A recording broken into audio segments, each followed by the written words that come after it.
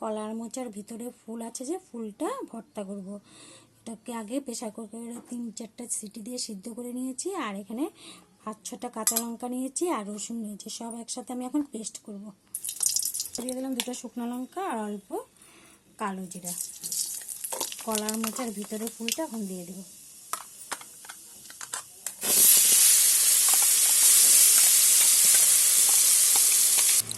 এখন দিয়ে দেব আধা চামচের মতো লবণ। লবণটা আপনারা বুঝে দেবেন কতটা খান। আর অল্প হলুদ দিয়ে দিলাম।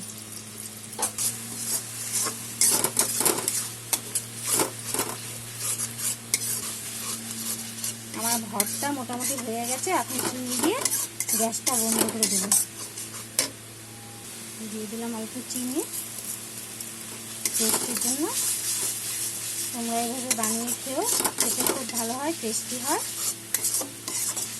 বানিয়ে খেয়ে কমেন্ট করে জানিয়ে কেমন হয়েছে।